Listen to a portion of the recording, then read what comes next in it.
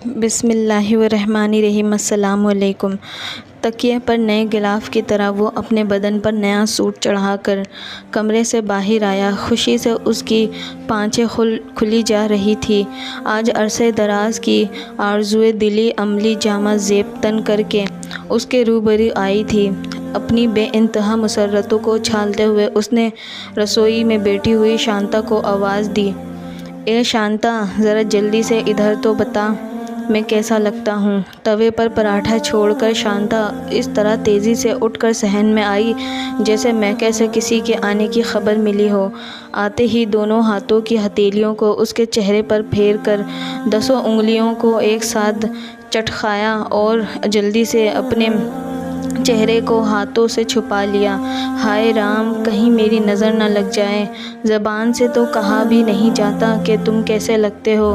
हट पगली, तेरी नज़र भला मुझे क्यों खाने लगी। उसने शांता के दोनों हाथों को उसके चेहरे से हटाते हुए कहा। शांता ने एक बार फिर सर तापा, उसे बेनज़र गौर देखा और शर्मा सी गई जैसे आज पहली बार उसका दुल्हा उसके सामने आया हो। वो खड़ा मुस्कुरा रहा था और ख़ुद बार बार अपने जिस्म पर नज़र दौड़ा रहा था जैसे उसके चेहरे पर कोई अजनबी जिस्म लगा दिया गया हो। शांता ने बढ़कर ताक में रखी हुई काजल की डिबिया से अपनी उंगली पर काजल लेकर उसके माथे पर लगा दिया ताकि वो नज़रबद से महफूज रहे। रसोई से जब पराठे के जलने की बू आई तो उसे ख़याल आया कि पराठा तवे पर ही दौड़कर रसोई में वापस गई। राजेश ने अपने आप को संवारते हुए कहा, अच्छा शांता, मैं चलता हूँ। शाम को वापसी में तुम्हारे लिए मिठाई लाऊंगा। शांता ने तवे को नीचे उतारा और एक प्याली दही लेकर बाहर आई। लो, ये दही खा लो, किसी की बुरी नज़र नहीं लगेगी।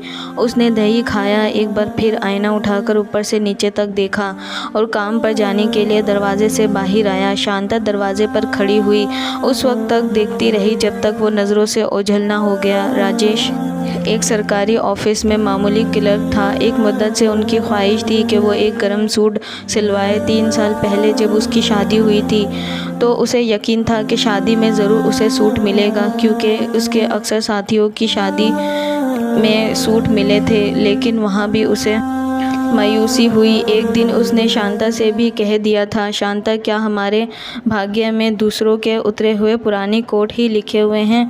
मुझे याद नहीं कि कभी नया कपड़ा लेकर कोट सिलवाया हो। हमेशा पुराना कोट खरीद कर ठीक कराया। क्या नए कपड़े बड़े लोगों के लिए ही बनते हैं? ऐसे निराश क्यों होते हो जी? आज पुराना दिया है तो एक दिन भगवान नया भी देगा। शांता ने दिलासा दिया था। जाने वो कौन सा दिन होगा, शायद इस जन्म में नहीं, बरसों से मेरा दिल चाहता है कि एक नया सूट बनवाऊं, लेकिन यहाँ खाना ही बड़ी मुश्किल से मिलता है। सूट भला कैसे बनेगा? उस दिन के बाद से शांता ने कतरा कतरा जमा करके दरिया बनाने का मुसम इरादा कर लिया। उसे कहीं औरतों की ये बातें भी याद थी कि अब तो गरीब से गरीब के यहाँ शादी में सूट दिया जाता है। ये बात उसे बहुत चुभती थी और जब वो कतरात 2 साल के अरसे में दरिया की शक्ल में सामने आए तो वो खामोशी से एक दिन राजेश को लेकर बाज़ार गई और उसके लिए सूट का कपड़ा ख़रीद कर दर्जी के सुपर्द किया। राजेश को खुद हैरत थी कि इतने सारे रुपए उसने कैसे जमा कर लिए। जिस रोज़ सूट सिल कर आना था वो दोनों उस दिन का बड़ी बेचैनी से इंतज़ार कर रहे थे। सूट पहनकर सड़क पर चलना उसे अजीब सा लग रहा था, जैसे वो सूट की तौहीन कर रहा हो। बार बार सूट को देखने के सबब एक आध बार उसे ठोकर भी लगी और वो गिरते गिरते बचा। बस स्टॉप पर भीड़ देखकर उसके जहन में ये ख्याल उभरा कि भीड़ के साथ भरी हुई बस में चढ़ने से सूट मसल जाएगा, क्यों ना स्कूटर से जाऊं। लेकिन स्कूटर में तो अच्छे खासे रुपए लग जाएंगे। इत्तेफाक से एक बस कुछ खाली सी आई जिसमें उसे सीट भी बआसानी मिल गई। लेकिन बस में चढ़ते वक्त जब एक देहाती आदमी का जूता उसकी पैंट से टकराया तो राजेश ने उसे झड़क दिया। देख के नहीं चढ़ता है, दूसरे के कपड़े ख़राब होते हैं, ये कहकर उसने रुमाल से पैंट साफ़ की, जबकि पैंट पर ज़रा भी मट्टी नहीं लगी थी। रास्ते भर वो मंज़र आँखों में सजाता रहा कि दफ्तर पहुँचते ही सब उसकी तरफ देखने लगेंगे, मुबारकबाद देंगे। साहब भी उसके सूट की तारीफ़ करेंगे।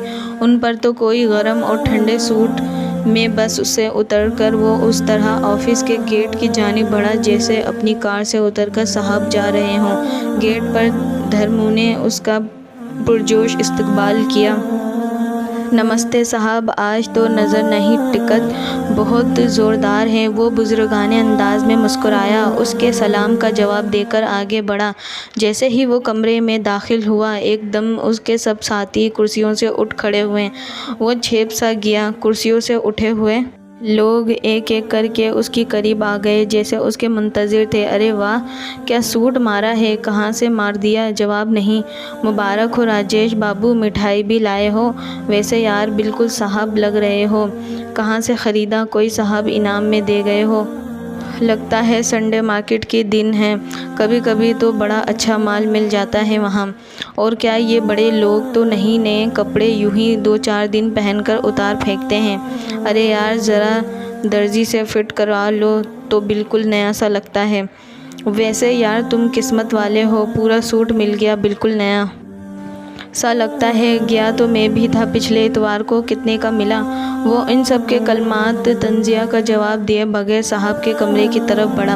अंदर से जय राम की आवाज़ आ रही थी। साहब, कुछ दिन पहले जो आपके दरवाजे से रुपए गायब हुए थे, लगता है राजेश के हाथ लग गए। नया सूट सिलवाया है। अपनी तो उम्र गुजर गई, तनख्वाह भी उससे 100 रुपये ज़्यादा है, लेकिन कभी नया कोट भी ना सिलवा सके। ये जुमले उसके कानों में गर्म शीशे की तरह पहुँचे। वो चीख पड़ा, नहीं नहीं, ये सब झूठ है।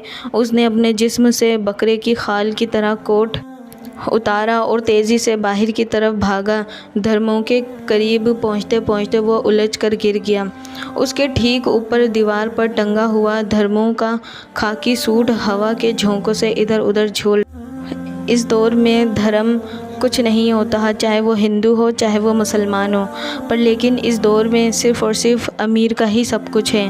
गरीब को कोई नहीं पूछता, चाहे वो जोड़ जोड़ के कतरा ही क्यों ना जमा कर ले। वीडियो अच्छी लगे तो ज़रूर इसे लाइक शेयर कमेंट करिएगा और मज़ीद अच्छी वीडियोज़ के लिए इसे सब्सक्राइब करना मत भूलिएगा। जज़ाकल्लाह।